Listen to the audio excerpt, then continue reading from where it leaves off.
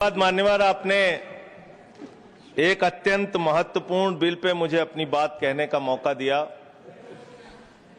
मैं जैसे उदय प्रताप जी की चंद पंक्तियों से अपनी बात शुरू करूंगा। न मेरा है न तेरा है, ये हिंदुस्तान सबका है। नहीं समझी गई ये बात तो नुकसान सबका है। न तेरा है न मेरा है, ये हिंदुस्तान सबका है। नहीं समझी गई ये बात तो नुकसान सबका है। जो आकर मिल गई इसमें वो दिखलाई नहीं देती, जो नदियां मिल गई इसमें वो दिखलाई नहीं देती। महासागर बनाने में मगर एहसान सबका है। महासागर बनाने में मगर एहसान सबका है। मान्यवर, हम लोग बचपन से एक शब्द सुनते आए, सरकार माई बाप। सरकार माई बाप यानी कि जो सरकार होती है वो लोगों की माई बाप होती है, मां की तरह ख्याल रखती है, पिता की तरह ख्याल रखती है। लेकिन अगर कोई सरकार अपने बच्चों को उसका गला घोटने पे उतारू हो जाए तो वो फिर सरकार निष्पक्ष सरकार नहीं है। नहीं है मान्यवर, वो सौतेली मां है, वो सौतेली मां है, उसका व्यवहार सौतेला है। और आज आप जो काम कर रहे हैं इस बिल के माध्यम से, आप बाबा साहब डॉक्टर भीमराव अंबेडकर जी के द्वारा लिखे गए संविधान की हत्या कर रहे हैं।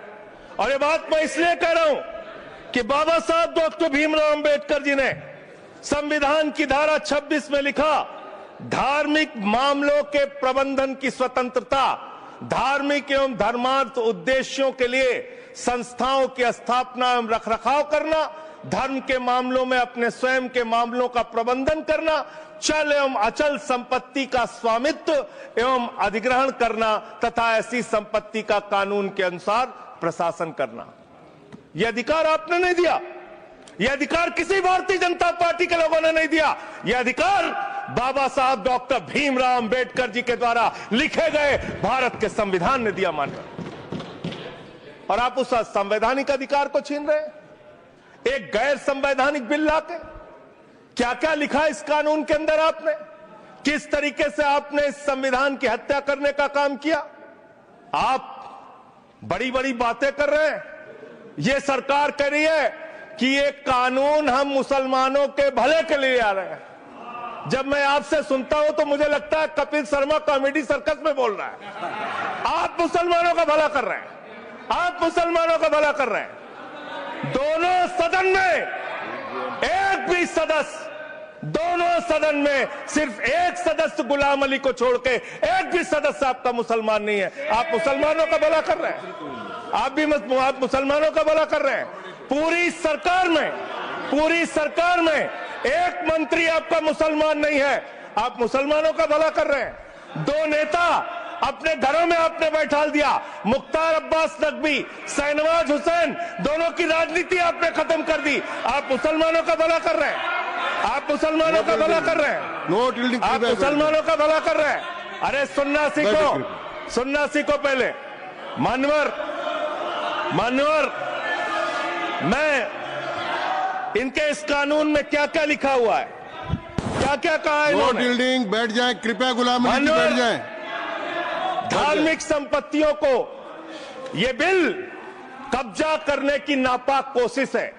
इतनी और धार्मिक संपत्तियों को सदन में इतनी कब्जा करने के लिए सदन में इतनी शांति है कि आराम से आप बोलोगे तो आराम से बोल रहा हूं सर। हाँ। आप बैठे हैं तो आपको देख के वैसे ही आराम आ जाता है।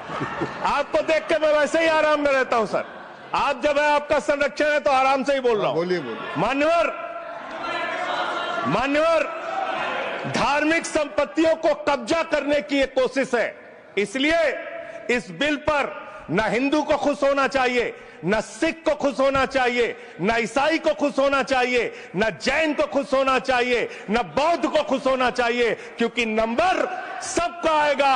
और आज वक्फ की संपत्तियां कब्जा करके आप अपने दोस्तों को देंगे, कल गुरुद्वारे की संपत्तियां कब्जा करके आप अपने दोस्तों को देंगे, फिर चर्चों की संपत्तियां कब्जा करके आप अपने दोस्तों को देंगे, फिर बौद्धों की संपत्तियां कब्जा करके आप अपने दोस्तों को देंगे, फिर जैनों की संपत्तियां कब्जा करके आप अपने दोस्तों को देंगे, फिर मंदिरों की जमीनें कब्जा करके आप अपने दोस्तों को देंगे।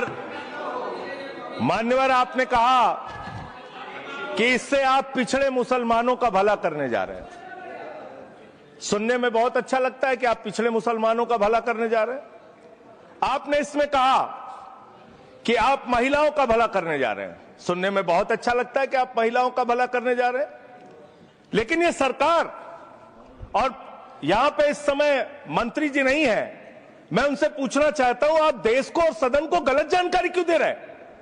मानवर, 2013 के वक्फ बिल में जो भारतीय जनता पार्टी की सहमति और सहयोग से पास हुआ, उसमें भी महिलाओं के लिए आरक्षण था। मना कर दीजिए कि नहीं था, मना करिए कि हम गलत बोल रहे हैं। मान्यवर, मंत्री जी ने कहा 1 करोड़ सुझाव आया। मैं आपसे पूछना चाहता हूं, कितने करोड़ ईमेल आए, कितने करोड़ पत्र आए, कितने करोड़ सुझाव आए? पूरे देश को जानकारी दीजिए, और मैं आपको दावे के साथ कह सकता हूं, जब पूरा सच सामने आएगा तो देश को पता चलेगा कितने लोग इस बिल के विरोध में थे, कितने लोग इस बिल के समर्थन में थे। मैं जेपीसी का सदस्य था मानवर, मैं कह रहा हूं आपसे लाइए। और आप पिछड़े मुसलमानों का भला करना चाहते हैं? मैं आपसे हाथ जोड़कर निवेदन करता हूं, विनती करता हूं, और हमारे जो मित्र उधर भी हैं, अगर आप मेरी बात से सहमत हैं तो समर्थन करना। समाज में छुआछूत को, बीमारी को मिटाने के लिए चलिए उठाते हैं कदम, और अगले सत्र में एक बिल लेके आइए। जितने भी हिंदुओं की कमेटियां हैं, ट्रस्ट है, बोर्ड है, उन सारे ट्रस्ट और कमेटियों में 80% आरक्षण दलित, आदिवासी और पिछड़े हिंदुओं को दीजिए। मैं समर्थन करूंगा आपका, माला पहनाऊंगा आपको। आप पिछड़ों का भला करने की बात करते हैं, आप दलितों का भला करने की बात करते हैं। आपकी मातृ संस्था आरएसएस 100 साल तक आपने एक भी दलित, पिछड़ा और आदिवासी, एक भी महिला को आज तक आरएसएस का प्रमुख नहीं बनाया। आप दलितों और पिछड़ों और आदिवासियों की आरएसएस के बारे में भला करने की बात करते कर हैं। माननीय, इस बिल में क्या लिखा है? आप जो भी बातें इस विधेयक के अलावा बोलेंगे, उन सबको मैं एक्सप्लेन करूंगा। क्या सत्य नहीं है? क्या ये सच नहीं है? सर, मेरा टाइम रोका जाए। और सर, बिल के बारे में बात करते हैं। माननीय मंत्री जी ने कहा आज आप इस बिल को पास कर रहे हैं, आज आपका सीना चौड़ा हो रहा है, आपको लग रहा है एक धर्म के अधिकार को आप छीन रहे हैं। नहीं, कल को आप सभी धर्मों की धार्मिक संपत्तियां छीन के आप अपने दोस्तों का देने का काम करेंगे। मैं फिर इसको दोहरा रहा हूं और फिर इसको कह रहा हूं कि आप ये करेंगे, धार्मिक संपत्तियों के कब्जा करने का काम करेंगे। और किसी गलतफहमी में मत रहिए। आपको लोकसभा के चुनाव में मात्र 36% वोट मिला है।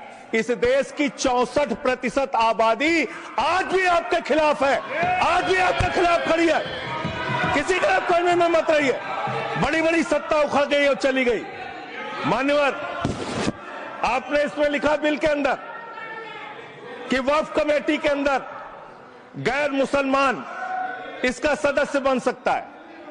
आप क्या गुरुद्वारा कमेटी के अंदर गैर सिख को मेंबर बना सकते हैं? क्या ईसाई कमेटी के अंदर गैर ईसाई को सदस्य बना सकते हैं? क्या बौद्धों की कमेटी के अंदर गैर बौद्ध को, क्या जैनों की कमेटी के अंदर गैर जैन को आप मेंबर बना सकते हैं? और इतना ही नहीं, क्या आप हिंदुओं के ट्रस्ट में, मंदिर के ट्रस्ट में आप क्या गैर हिंदू को मेंबर बना सकते हैं? नहीं बना सकते, नहीं बना सकते। आप एक झूठ फैला रहे हैं देश भर में झूठ फैला रहे हैं। आप कह रहे हैं ये मैं पढ़ रहा हूं राम मंदिर का, सर, राम मंदिर ट्रस्ट। झूठ शब्द असंसदीय है, जो असंसदीय शब्द उनको निकाल दीजिए। सत्य से परे, सत्य से परे। सर, ये प्रभु श्री राम के मंदिर का ट्रस्ट, मैं इसका समर्थन करता हूं। नहीं, आप सर, मैं इसका समर्थन कर रहा हूं। ये सब्जेक्ट नहीं है सर, समर्थन कर रहा हूं। सुन तो लीजिए, आप कहे से नहीं सुनूंगा। डिस्ट्रिक्ट मजिस्ट्रेट प्रोसीडिंग में नहीं आएगा। सर, मेरी बात तो बिल्कुल नहीं आएगा। सर, मेरी बात सुन लीजिए। घनश्याम जी प्लीज, चेयरमैन साहब, district magistrate of Ayodhya will be ex officio trustee who will be A practicing Hindu if the DM is not Hindu, then additional district magistrate will be an ex officio member of the trust. हम इसका समर्थन करते हैं sir. Hindu धर्म के trust में हिंदू को member होना चाहिए, आपने लिखा, हम इसका समर्थन करते हैं। लेकिन आप दूसरे धर्मों के ऊपर कह रहे हैं। कल को आप गुरुद्वारा कमेटियों में कहेंगे सिख नहीं, दूसरे धर्म के लोग इसमें आएंगे। कल को आप जैन कमेटियों में घुसड़ेंगे, बौद्धों की कमेटियों में घुसड़ेंगे। ये बात गलत है, ये पूरी तरीके से गलत है। और आज पूरे देश को आप बताइए, मान्यवर, पूरे देश को आप बताइए, 2009 में आपने अपना घोषणा पत्र जारी किया था, मैनिफेस्टो। ये मैनिफेस्टो आपका लेके आया हूं, ये तो आपका डॉक्यूमेंट है, मेरे घर नहीं बना। इस मैनिफेस्टो में लिखा है इन्होंने कि 2009 के मैनिफेस्टो में लिखा है कि वक्फ की जमीनों पर जो अवैध कब्जे हुए हैं, के.आर. रहमान की कमेटी की रिपोर्ट के हिसाब से हम मुस्लिम धर्म गुरुओं के साथ बातचीत करके उसको खाली कराने का काम करेंगे। कितना दोहरा चरित्र है आपका। आपने कहा वक्फ की जमीनों को खाली कराने का काम करेंगे जिसपे कोई और कब्जा कर रखा है। मान्यवर, एक और बात, सुप्रीम कोर्ट के अंदर आप कह रहे हो कागज चाहिए, कागज चाहिए। मंत्री जी ने कहा कागज चाहिए। मंत्री जी, आपको कागज की बहुत जरूरत होती है, कागज आपको चाहिए। आपकी सरकार ने 2020 में, ये पूरे देश को देखना चाहिए, पूरे देश को सर, 2020 में मैं जेपीसी का मेंबर था, एक कागज वहां मिला मैं 2020 में सुप्रीम कोर्ट में। सर आप, मेरी बात नहीं आ रही सर, मेरी बात नहीं आ रही। 2020 में मान्यवर, इस भारत की सरकार ने, मोदी जी की सरकार ने शपथ पत्र दिया सुप्रीम कोर्ट में। से क्या लिखा हुआ है? 99% वक्फ की संपत्तियां डिजिटाइज हो चुकी हैं। मुख्तार अब्बास नकवी साहब आपके मंत्री थे, उनका बयान है 100% वक्फ की संपत्तियां डिजिटाइज हो चुकी हैं। तो जब आप सारी संपत्तियां डिजिटाइज कर चुके हैं, सब कुछ ऑनलाइन कर चुके हैं वामसी पोर्टल में, सारे कागजात जांच चुके हैं, तो क्या आप फसाद कराने के लिए फिर से कागज मांग रहे हैं? फसाद कराने के लिए, आप फसाद कराने के लिए कागज मांग रहे हैं। आप फसाद कराने वाले हिंदू हैं, हम सौहार्द फैलाने वाले हिंदू हैं। यह बुनियादी फर्क है, यह बुनियादी फर्क है आप में। आप देश भर में फसाद, नफरत, लड़ाई, झगड़ा कराने का काम करते हैं। मान्यवर, मैं अंत में आप लोगों से सिर्फ एक ही बात कहना चाहता हूं कि आज सच्चर कमेटी की रिपोर्ट की बात कही गई और कहा गया 12,000 करोड़ की आमदनी हो सकती थी। एक सुझाव मैं पूरे सदन की तरफ से इस सरकार को देना चाहता हूं। 12,000 करोड़ की आमदनी की चिंता है वक्फ की, करोड़ों मुसलमानों की चिंता है आपको। एक अपने दोस्त को पकड़ के लाइए, नीरव मोदी को 20,000 करोड़ वसूलिए, 12,000 करोड़ वक्फ को दीजिए, 8,000 करोड़ अपने पास रखिए। 8,000 करोड़ का आपको मुनाफा होगा, 12,000 करोड़ वक्फ को दे दीजिए, करोड़ों मुसलमानों का भला हो जाएगा। मान्यवर, अंतिम बात कह के आपने कहा सच्चर कमेटी की रिपोर्ट से 12,000 करोड़ की आमदनी की बात कही गई है। अर्ध सत्य मत बोलिए, पूरा सत्य बोला कीजिए। सुविधाजनक सत्य मत बोलिए, पूरा सच बोला कीजिए। मंत्री जी, इसमें लिखा हुआ है सच्चर कमेटी की रिपोर्ट में कि भारत की सरकार ने, राज्यों की सरकार ने अलग अलग राज्यों में, अलग अलग जगहों पे 365 वक्फ की संपत्तियां कब्जा कर रखी हैं।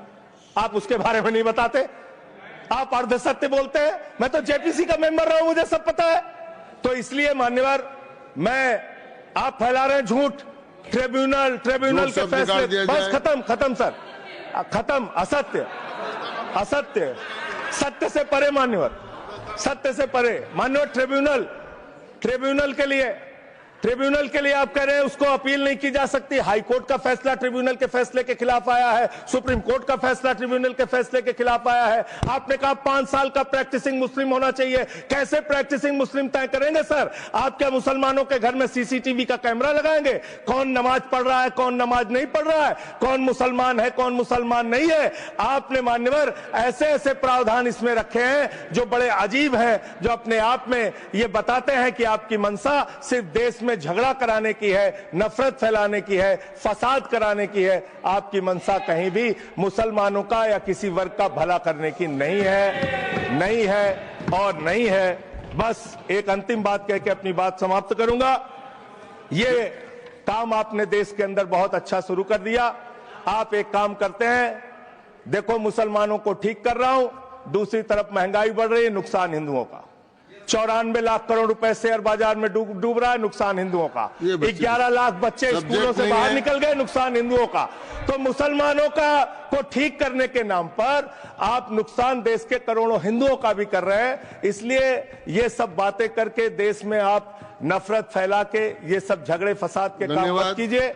और अंत में आपसे एक ही बात कहना चाहता हूं, अभी भी वो मौका है इस बिल को जो गैर संवैधानिक है, जो बाबा साहब के संविधान के खिलाफ है, इसको वापस लीजिए। धन्यवाद।